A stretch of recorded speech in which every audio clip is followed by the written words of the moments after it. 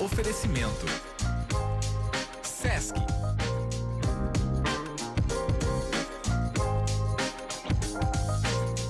E o assunto que é destaque na nossa entrevista de hoje, né, Cabelo?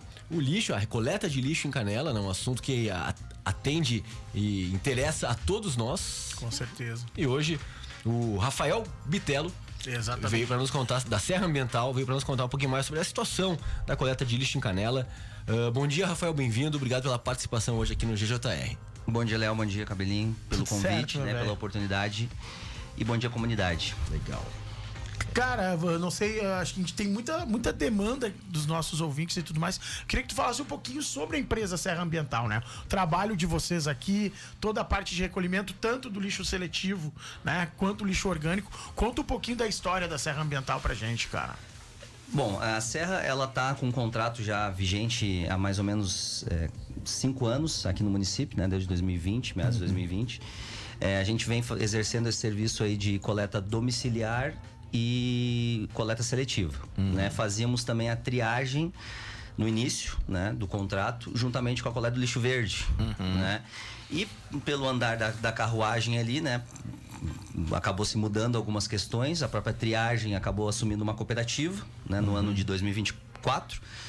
E o lixo verde a gente acabou saindo do contrato, né? Então a gente não é mais responsável por essa demanda do lixo verde, né? Acho que acabou assumindo uma outra empresa emergencialmente agora há pouco tempo no município aí.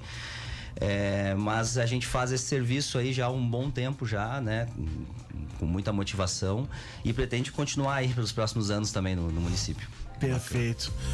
Cara, são situações delicadas, né? A gente viu nos últimos anos algumas reclamações, né? Sim.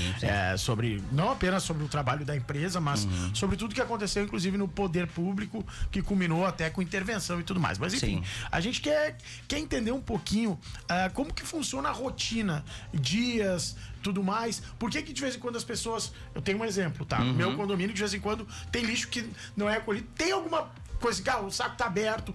Como que funciona isso? Tá. Tipo, tem algumas premissas para vocês não recolherem algum lixo? Sim, a gente tem uma orientação, né, juntamente com a Secretaria do Meio Ambiente, de recolher o lixo do dia, né?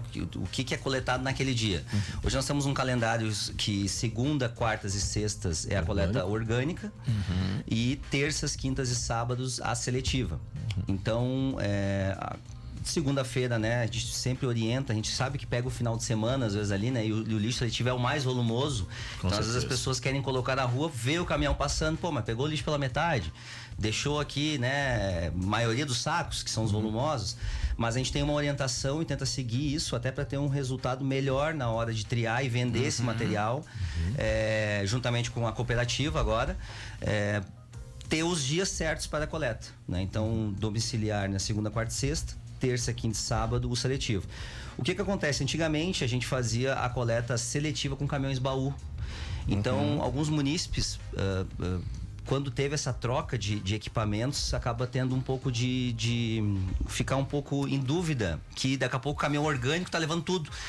Porque a INR... As pessoas chegaram a falar isso, né? Sim, muitas vezes, né? Porque o que acontece? Dia 1º de janeiro de 2024 entrou uma nova normativa no nosso segmento, que é a NR 38, que ela determinou que o caminhão baú não fosse mais usado na coleta domiciliar, né? Então acabou prejudicando a parte das reciclagens, porque o caminhão baú, quando tu recebe o papelão, ele não prensa, então ele vem de uma forma melhor de se vender, e quando vem num equipamento de caminhão coletor, que é esse que a gente vê, o tradicional, né? O caminhão do lixo, né? Digamos assim, por assim dizer, né? O caminhão do lixo, aquele tradicional que tu olha, né? Ele, por a nossa região, assim, tem uma região úmida, às vezes tu vai coletar um plástico, tá com o resto de um refrigerante, ele vai compactar aquilo ali, vai contaminar o papelão ou alguma outra coisa, a gente já não consegue mais vender. Sim. Então a cooperativa acaba tendo um problema em relação a isso aí, né? E a população fica um pouco em dúvida. Mas o caminhão orgânico tá passando, tá pegando tudo. Eu separei meu lixo e ele pegou, né, misturado. Mas não, foi uma determinação, né, do Ministério Público do Trabalho, em razão da ergonomia do funcionário. Porque o baú, ele é mais alto, tem que jogar aquele material, realmente sacos pesados, às vezes para dentro do caminhão. Então o coletor acaba sendo melhor nesse sentido. Então, basicamente é isso, né? O nosso serviço, a gente sai 7 horas da manhã ali da empresa, tem um cronograma Que é basicamente a mesma coisa todos os dias, né? Isso tem no site da prefeitura, tem um monte de lugar que tu consegue ver hoje, né? Consegue. A gente deixa folhetos ali na prefeitura, faz alguma divulgação também. Tem o nosso contato também, que a gente passa essas informações, né? Tanto a coleta orgânica, a seletiva, quanto o teleatendimento. O que é o teleatendimento, né? Sim. Aquele material, o resto de móveis. Vocês recolhem isso também? A gente recolhe, mas aí sobre agendamento. Agendamento. É, isso. Porque a gente tem uma demanda muito grande. Tem uma cama velha daqui a pouco. Isso aí. Alguma coisa que tu quer descartar, né? Que, enfim, tá te causando um transtorno ali, tu pode nos chamar. Depois eu vou deixar o contato aqui, tá? Importante. Do nosso encarregado aqui também. Para poder fazer esse agendamento. Geralmente a gente faz em terças e quintas esses agendamentos. E aí vai de acordo com a demanda, né? Então, às vezes a pessoa pode ligar hoje para ser atendida na próxima semana, ou então na outra, ou então nessa. Enfim, vai depender com a demanda. Claro. Exatamente. Basicamente é isso aí. Show. Bacana, é uma pauta que atende a todos nós, né? E eu confesso que lá em casa, Rafael, a gente tem todo um cuidado, né? É muito bacana ver, assim, desde as crianças se envolvendo na separação e tal, até cuidado no dia de colocar certinho lá fora para que o lixo seja coletado corretamente, né? Mas a gente percebe, assim, que muita gente ainda não entendeu isso, né? Tanto da importância da separação dentro de casa e tal, como de colocar na rua no dia correto. Então acho que é uma pauta importante da gente reforçar também, né, Cabelo? Até pela essa questão, né? É uma pergunta que eu quero te fazer. Como, não sei se vocês têm uma mensuração de, tipo, o tanto de lixo que hoje ainda não é separado. Comparado daqui a pouco, um tempo atrás. Continua o lixo ainda, por exemplo. Eu me policiei nos últimos 10 anos, confesso que eu era meio relapso. De vez em quando, o cara, não que o cara não separasse, mas o cara, hoje a gente tem todo um cuidado para deixar o lixo separado de uma forma certa. Entender o que é orgânico, entender o que não é orgânico, né? Tem ainda muita gente que mistura o lixo, cara. Tem bastante, que são vários fatores que ajudam a diminuir esse percentual de reaproveitamento, tá? Eu vou contextualizar que tu vai poder entender. Bom, tu separa, muita gente separa. Tá? A grande maioria nos últimos anos realmente tem aumentado esse número de pessoas que separam hoje, façam ali o seu serviço de casa, digamos assim. Fazem, né? O que acontece? Nós temos hoje algumas atravessadores que a gente fala, por assim dizer, que são pessoas que vão antes do caminhão. Passa e recolhe. Isso aí diminui o percentual do reaproveitamento lá na cooperativa e consequentemente no destino final. Porque qual é a importância disso tudo? Além do bem ambiental, né? Do apelo ambiental que tem, de tu poder diminuir um custo do resíduo que vai para o aterro sanitário para o município. Então, hoje tu paga um valor todo. Eu também. Todos nós pagamos, né? Todos nós pagamos. Como coleta e destino final, que é o que vai para o aterro lá ser enterrado e não se faz mais nada, né? Tipo assim.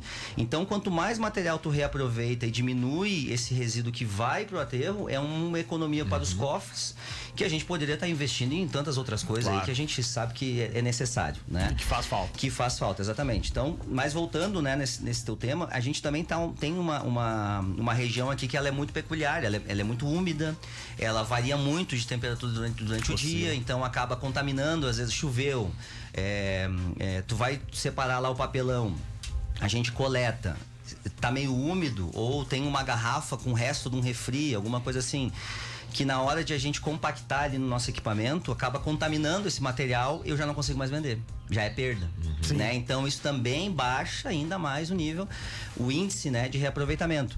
Só para ter uma ideia, hoje a média nacional gira em torno de 3 a 4% de reaproveitamento dos resíduos. 3 a 4%? 3 a 4%. Isso é a média nacional. Eu achava que era mais. Eu quando nós começamos aqui, né, na época da geral, era 8%. E aí, com o tempo, veio diminuindo, né? Hoje tu tem algumas outras tecnologias que tu consegue reaproveitar melhor esse material. Biogestor, consegue fazer algum tipo de tratamento compostável mesmo, né? Que tu reaproveita esse material também, mas aí já vai pro orgânico, né? Então tem algumas tecnologias que tu consegue melhorar um pouco mais o desempenho e não descartar isso aí, né? Porque é um desperdício total, né? Então, o que a gente sempre orienta realmente continuar com esse trabalho, né? Que é de formiguinha, né? Porque depende de todos, é um cunho social, a sociedade tem que fazer. Não adianta a gente chegar lá, tiver misturado. A orientação que a gente deixa para os coletores é que se o seletivo tá misturado com o orgânico, já deixa pro orgânico. Porque se vai ter orgânico dentro do lixo e vai pro caminhão seletivo, e quando compactar vai contaminar o resto. Estraga o resto, além Estraga de tudo, o resto, né? Não então... estraga só o teu saco de lixo que tu colocou. Ah, mas eu botei um papelão com papel higiênico. Sim, mas o papel higiênico ele é orgânico, né? Então ele ali no compactar pode de alguma forma acabar contaminando o restante do material. Vou te fazer uma pergunta até sobre isso. Por exemplo, a pessoa tem um saquinho daqueles de molho de tomate, pomarola. Não tá limpo e tudo mais. Vai pro seco, acaba contaminando. Contamina, se tem o resto ainda ali dentro, ali, né? junto com o papelão, na hora que o equipamento agora... Antigamente ficava solto. Então tu chegava na hora, tu conseguia dar uma selecionada ali, ou ele ficava quietinho no canto dele. Agora ele prensa, né? Ele vai prensar, o equipamento vai compactar. E quando isso acontece, né, de forma demasiada, né? Porque são vários...